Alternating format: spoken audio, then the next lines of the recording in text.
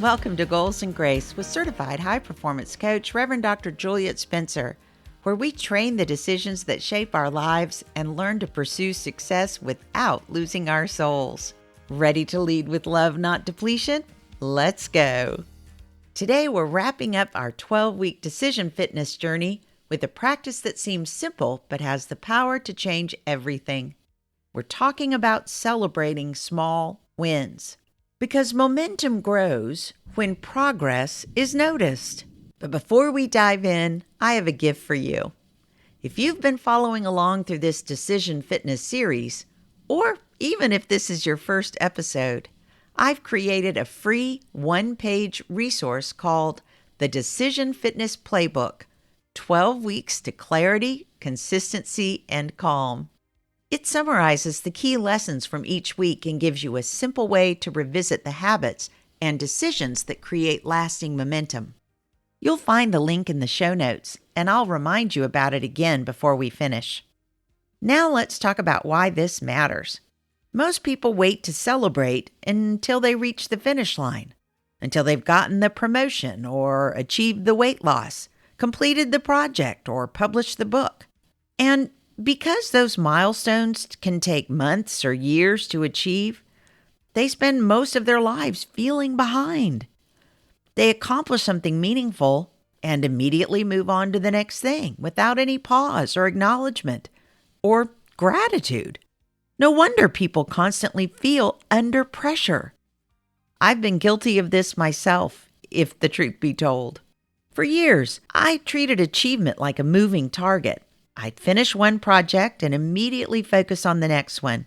I rarely stopped long enough to appreciate what had actually happened. I was pretty good at recognizing smaller achievements with staff, with church members and volunteers, but I was much less so with myself. Maybe that's you. Well, the result wasn't greater productivity, it was exhaustion. But what I've learned is that momentum isn't sustained by constant pressure. It is sustained by evidence. Evidence that you're growing, learning, that you're becoming the person you said you wanted to be. And that's why small wins matter. Because, well, they're proof. And proof changes how we see ourselves. One of the most fascinating discoveries in psychology is something called the progress principle. Researchers found that one of the greatest motivators isn't a huge breakthrough. It's the experience of making meaningful progress. Momentum grows when we can see movement. That's exactly what we find in Scripture. After God led the Israelites across the Jordan River into the Promised Land, God instructed Joshua to choose 12 men and gather 12 stones from the middle of the river. Now, obviously, it's not because the people needed the rocks, but they did need a reminder. Joshua chapter 4 tells us those stones were to become a memorial to future generations so that they would ask, what do these stones mean? The stones marked progress. They reminded the people where they had been, what God had done, and how far they had come. I've often wondered what would happen if we created more memorial stones in our own lives. Not literal stones, of course, but moments when we stop and acknowledge what God's doing in us. The boundary we finally kept, or the difficult conversation we finally screwed up our courage enough to have. The workout that we completed that we didn't think we would complete. The chapter we wrote. Maybe it's the evening we chose presence over distraction. Or for my husband, maybe it's the day he didn't lose his temper at, and I quote, idiot drivers, end quote. Perhaps it's the day we responded with grace instead of frustration. Those moments matter, my friend. They are evidence of growth, and growth deserves acknowledgement, don't you think? That's why I created the Decision Fitness Playbook. We forget how much we've learned and how much we've grown. It's easy to forget the decisions that helped us become stronger, that helped us step into who we choose to be. The playbook gives you a way to revisit these 12 weeks whenever you need a reset, a reminder, or a fresh dose of momentum. Think of it as 12 memorial stones gathered from this journey together. Let's pause for a moment and think about the last 7 days.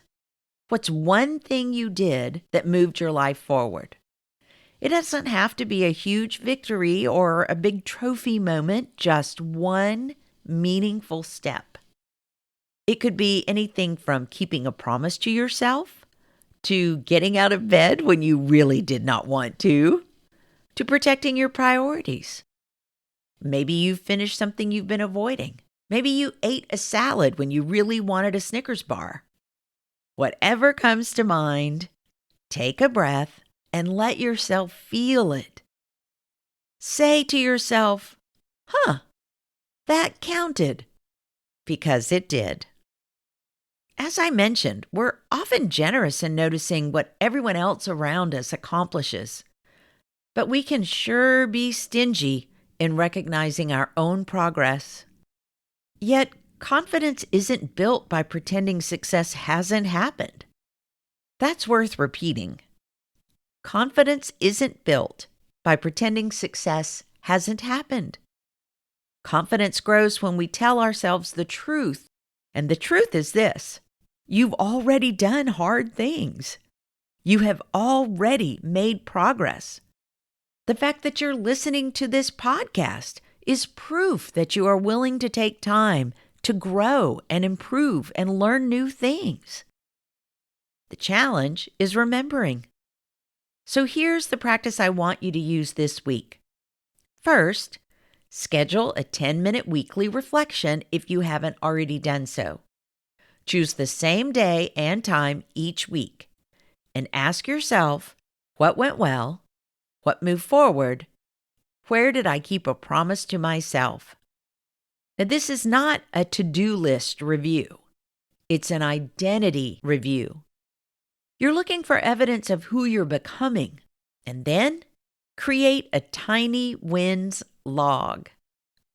You can use your phone or a journal or a note card, but write down 3 wins each day. I recommend the smaller they seem, the better.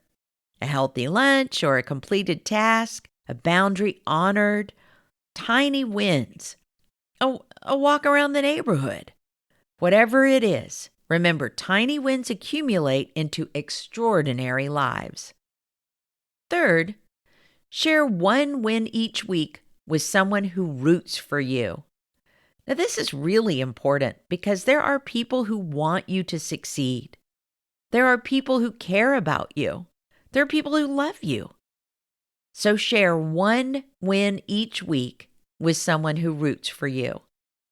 It might be a friend or your spouse, or your coaching group, or your coach. You aren't bragging. You're reinforcing progress. You're strengthening the belief that change is actually happening. And then finally, practice gratitude. Every small win ultimately points back to God's grace. Your effort matters and your choices matter. But every bit of strength, wisdom, courage, and opportunity is a gift. Celebration becomes healthiest when it leads to gratitude. So then it's not, look what I did. It's, look what God and I are accomplishing together. My friend, as we close this final week of Decision Fitness, I want you to remember something really important. You don't need to become a different person to create a meaningful life, but you do need to keep becoming more fully the person God has created you to be. That's what these 12 weeks have been about. They've been about one decision and one habit at a time, about one courageous choice at a time. You're learning to think longer term and protect priorities, to define your 5 moves, recover from setbacks, establish boundaries, and, review and refine. And now, celebrate progress. Momentum isn't usually built in giant leaps, but it is built in faithful steps repeated over time. And if you'd like a simple way to carry these lessons forward, download my free one-page PDF, Decision Fitness Playbook, 12 Weeks to Clarity, Consistency, and Calm. Inside, you'll find the core principles from each week of this series, along with reflection questions and practical reminders you can return to whenever life feels overwhelming or when your focus starts to drift. Think of it as your personal field guide for making better decisions, protecting what matters to you, and building a life that reflects what you really value. You'll find the link in the show notes. As we conclude this series, I'd like to leave you with a question that has guided so much of our journey together. And the question? Who do I want to be? And then celebrate every small decision that helps you become that person. Notice the progress and celebrate the win. Thank God for the growth and show up again tomorrow. The next right decision is always waiting. And that's how momentum becomes inevitable.